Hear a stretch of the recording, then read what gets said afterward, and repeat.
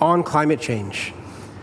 We are here today with two distinguished panelists. I'd like to introduce Reverend Dr.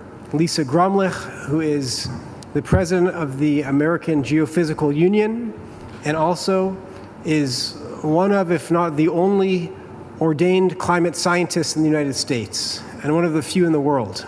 So we're honored to have her all the way from Arizona. And I'm also pleased to introduce Archbishop Metropolitan Seraphim Kikotis, who is an Orthodox Christian religious leader who works in Zimbabwe. And he is one of the most senior religious figures here at the COP. And he has been coming to the COP for many years. My name is Yonatan Nerol. I'm a rabbi. I live in Jerusalem, and I founded and direct the Interfaith Center for Sustainable Development. We are revealing the connection between religion and ecology and mobilizing people to act. So I'd like to start with Reverend Dr. Gromlich. Could you share with us a little bit, first of all, about your personal journey, but also about how is the Episcopal Church engaging on climate action? Thank you, and I so appreciate the invitation to join my two colleagues here. So, I'm a climate scientist. In the 1970s, I recognized that increasing greenhouse gases posed a threat to the Earth's climate system. And I spent decades, coming to venues like COP where I was convinced that if the scientific community just assembled more data, had a few more models, did some more analysis, wrote even thicker reports, but then wrote skinnier reports, and then made more PowerPoint presentations, that if we did all of that, then the public, and especially world leaders, would wake up to the threats and take action. I did that for 40 years. And I discovered that scientific understanding is absolutely necessary, but it is far from sufficient to create the motivation that we need to make the kinds of transformative changes that are now demanded of us. So we are together in this room because I suspect that no matter who you are, you might have the growing realization that I did that the climate crisis is also a crisis of spiritual dimensions. So as I became aware of this, I became keen on expanding my understanding, and after 5 years of intensive discernment and training, I was ordained last year as a deacon in the Episcopal Church. So this was not a feel-good path to self-discovery. I mean, it turns out it was in part that, but my desire to become a clergy member is based on my conviction that religious institutions play a unique role in addressing climate change by uniting moral commitment with a call to action and making us powerful advocates for environmental steward and climate justice. So religious institutions have massive leverage in shaping climate responses that are rooted in ethical responsibility. Secular approaches alone may not be enough to inspire the collective transformation that we need to make such a profound change. So in my remarks, I'm going to touch on 4 ways in which religious communities writ large, a little bit of a sort of shout out to the Episcopal Church, but writ large for North America, the way in which religious communities are key to climate action. Number 1, our moral imperative. Climate change presents not just scientific imperatives, but also profound moral challenges. And if you think about it, all religious traditions are founded on principles of compassion and justice and stewardship, which resonate with the need to care for the earth as a shared creation. So religious leaders inspire and mobilize communities to do the right thing, to support sustainable practices, to reduce fossil fuel reliance, and importantly, to protect vulnerable communities. So number 2, religious institutions play a role in advocacy and awareness. Faith-based communities, like scientists I like to believe, are trusted voices that have the power to educate and shift public attitudes. So religious institutions can use their platforms to advocate for urgent policy changes and to rally support for climate justice and to spread awareness of disproportionate impacts on marginal groups, including indigenous communities, who we know and increasingly understand are the guardians of cherished ecosystems, from rainforests and islands to deserts and tundra. So at COP here, not just this year, but in previous year, the Episcopal Church has an absolute sort of policy focus on combining the moral imperative and power that I just described to advocate for increasing support for communities experiencing loss and damage, and protecting human rights and affirming environmental justice and adaptation and mitigation. Number 3, modeling positive behaviors. If we don't do it, who else will? Faith institutions can encourage sustainable practices such as transitioning to renewable energy and supporting carbon reduction efforts. We can model eco-friendly practices in our public spaces and thereby inspire broader community shifts. These are the kind of practices like installing solar panels and increasing the efficiency of places of worship and gathering. Here, I must make a shout out to the work in the United States and North America of the Interfaith Power and Light, which has its roots in the Episcopal Church. Founded in the year 2000, Interfaith Power and Light is a coalition, as it's so important to work across the boundaries, of faith congregations across the US that are committed to addressing climate change through renewable energy, energy efficiency, and advocacy for sustainable policies. And so IPL gets their hands dirty. They do the real work of assisting congregations in greening their building, doing energy audits. They also increase our capacity for climate advocacy and encourage environmentally responsible voting practices. Okay, the 4th one is something that, as scientists, we often were told to avoid, and that is addressing climate grief and lamentation. I understand from personal experience that climate work can lead to feelings of grief and despair. And in many religions, grief, despair, and suffering are recognized as existential elements of the lives we live and that we work through with prayer, devotion, and practice. Faith communities can offer support through shared practices of lamentation, healing, and resilience building. And this collective response channels this emotional burden into constructive action.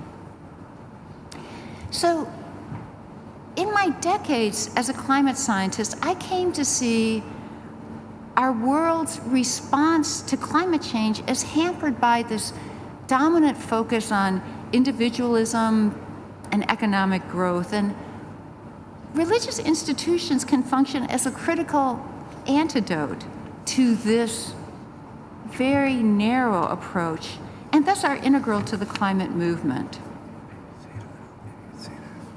Okay, and so with that, I sort of will close for the moment and turn back to our our moderator. Thank you, Reverend Dr. Romlich. We are inspired by your putting on the table the important role that faith communities have in curbing climate change. And this is something that Archbishop Seraphim has been involved with for many years. He and I first encountered each other in Marrakesh at the climate conference about 10 years ago. Based on an awareness that the ecological crisis is a spiritual crisis. It's not just about the birds and the bees, the trees and the toads. It's about how we live as spiritual beings in a physical reality. And so as you were saying about how the current economic growth paradigm, I would say the operating system of humanity today is focusing on consumerism, and how we need to change that operating system to focusing on interdependence, interconnection, caring for other people, caring for other creatures. So I'd like to invite the Archbishop to share, in particular, how is the Orthodox Church, an institution with 300 million adherents, engaging practically on climate action? Before to speak about the activities of the Orthodox Church, I would like to remind the people that the first initiative on climate change crisis started in 1973 by the United Nations. And now, after more than 50 years, fortunately we failed to do three things. First of all, timing, secondly, implementation, and thirdly, to get the necessary funds.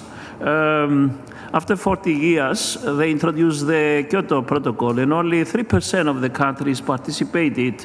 And then we decided, when we experienced the emergency of the climate change crisis, and we realized that the people suffering of poverty were the first victims, and these people are more than half of the population.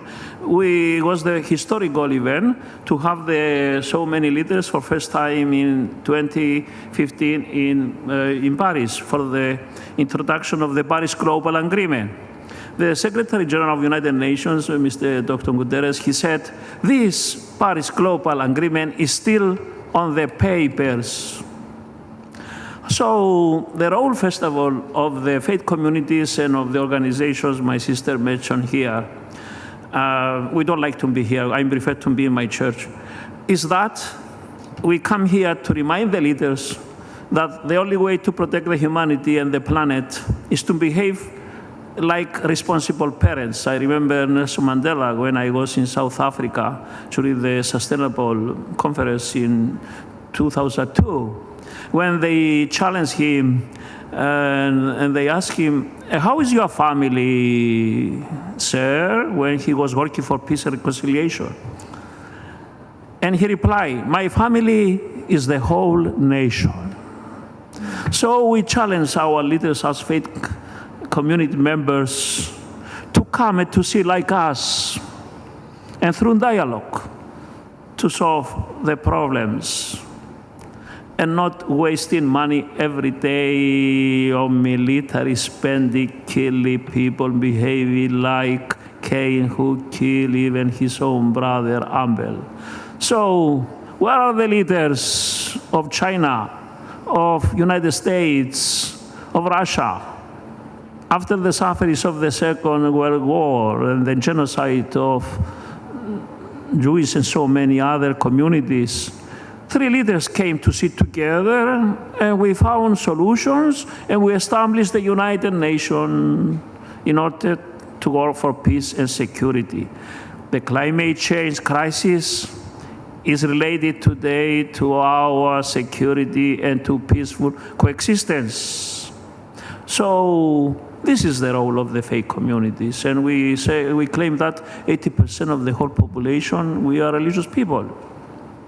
Now I'm coming about your question of the Orthodox activities. Unfortunately, the Orthodox are not together. Like the religious groups are not together, there are divisions. And then we have to work how to come together as faith communities. I don't know if they are participating now. I know that they participate, but they are isolated. Everybody's doing his own things. So we need more visible unity among the faith communities. and instead to consider the religion as a part of the problems we face today, immigration, fightings, to be a part of the solution of the problem.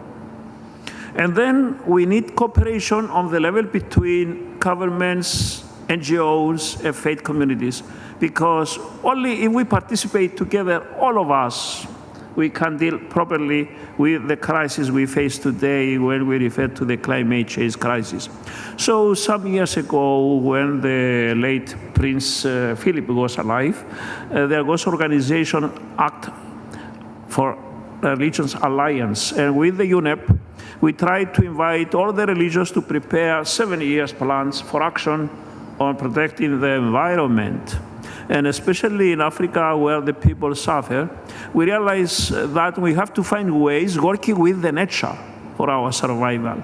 So we cannot stay away. Also, how to introduce green policies to get the Sustainable Development Goals of United Nations. These are going together. Because now in Western societies, we produce about 20 tons of pollution. In these countries, about half a ton.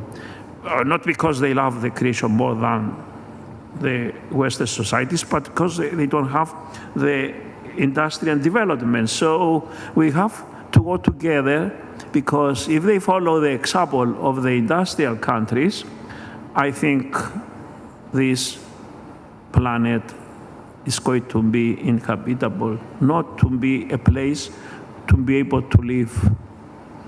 We're going to use, all of us, mask and oxygen like the people in the ICU.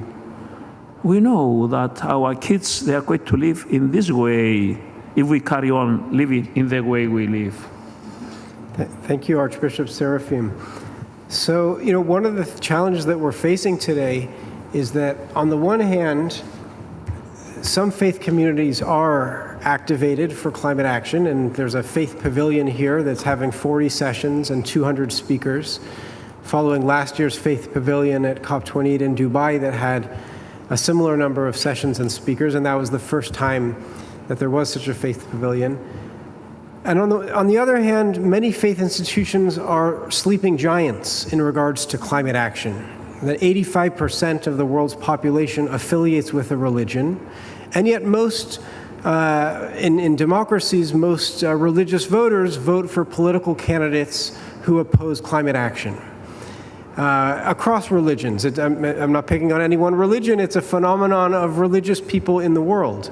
And so one of the challenges that I think we're facing is what can help wake up this sleeping giant of religion? What can help people to reach the ecological awareness that both of you have, and to advocate within their faith communities to hear more from their clergy about religious environmental teachings? So I'd like to pose that to both of you, who are, because the Episcopal Church and the Episcopal delegation has been led for the past 10 years by Bishop Mark Andrus, with whom my organization collaborates closely, including on a new video project with NAS Daily, where we're doing 50 videos on religion and ecology, 1-minute videos on social media channels. We're reaching now close to 2 million views on that. And you can go to Eco Interfaith online. But my question to you is, what's going to move the needle within the Episcopal Church and within the Orthodox Church to mainstream ecological action? First of all, we try to give training to the youth, and there are many dialects in every country. So these youth, they try then to invite youth from every parish. So what they do now? First of all, they are not waiting the city council when they don't come to clean. They have every week cleaning projects, how to clean the area.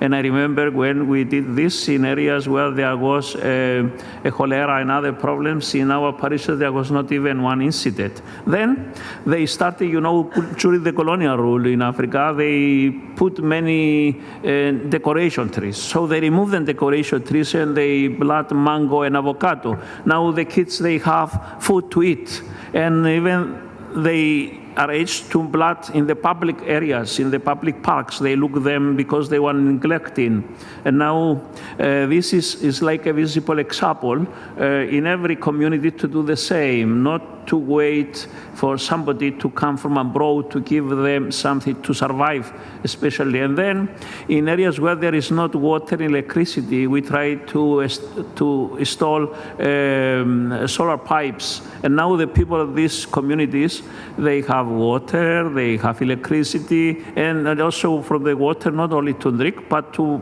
plant vegetables. And then they try to protect the needy kids to survive. And now, as you know, because of the climate change, half of the population in Africa suffer. There is a lack of food, lack of water, and so we pay the cost. This war in Ukraine, these fightings, the war in Middle East, we pay the cost. And so these initiatives to work with the nature is the only way for our survival. And the poverty is a part of the problem of the climate change.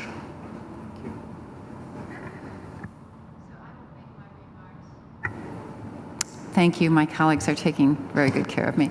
I will make my remarks based on my situation here in the United States, where it is not news to us that climate change has become a very divisive political and cultural issue. Climate change can be a litmus test as to how you align with other sort of cultural and political values. So, as faith leaders, what we need to do is to diffuse that sharpness of that boundary and think instead about how, with this larger community, these core values of stewardship of the earth really resonate with people for whom, for example, for my situation in Arizona, ranchers who work very closely with the land and who have no doubt that weather has become more difficult for them to manage. So how do we start those conversations, setting the politics aside, and use those fundamental values about stewardship of the earth to create an ethic that then can expand to one that starts to build an awareness of climate action as an antidote to what is being seen on the ground by these individuals and communities. Thank you for sharing those words. One of the things that inspires me in engaging with people like you is that it gives me hope, because at this time, a lot of young people especially are starting to despair. And one of the key areas that I think religion can help us with, and you touched upon this, is this aspect of hope, of not giving up hope. Now, it's not a blind hope that we will solve this issue just by waving a wand, or as some religious adherents think, that God will just wave a wand and all the carbon will go out of the atmosphere.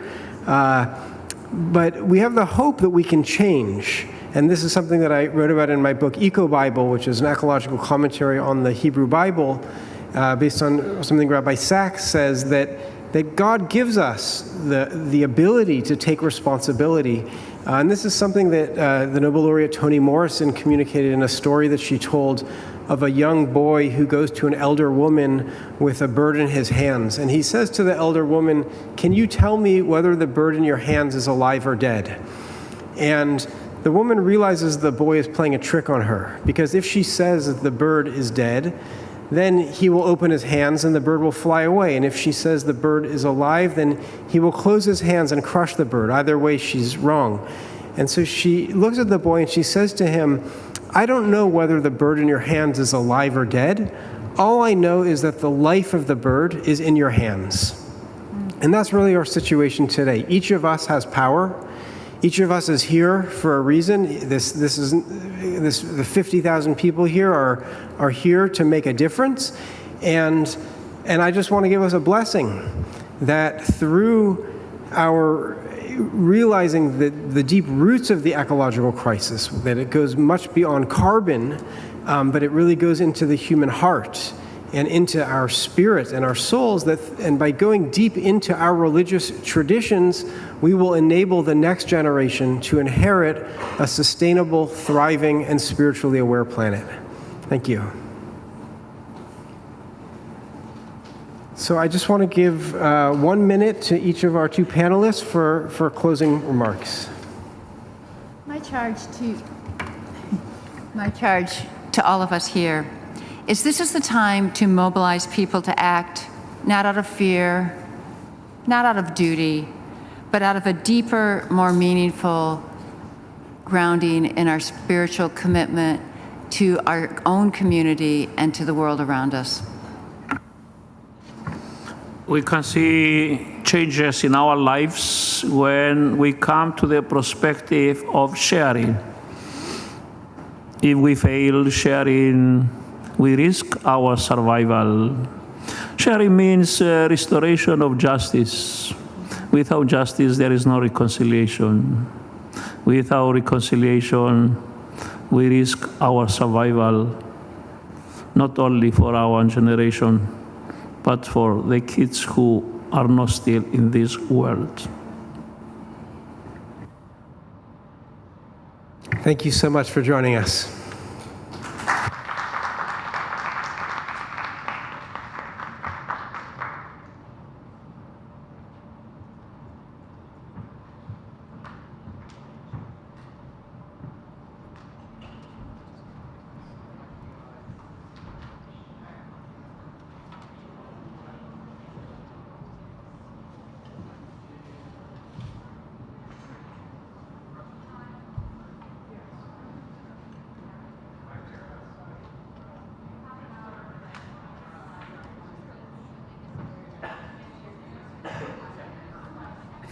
Fantastic. There will be a countdown on the screen, so I don't know if you see the screen. I can see. I can No, see. I can. Okay.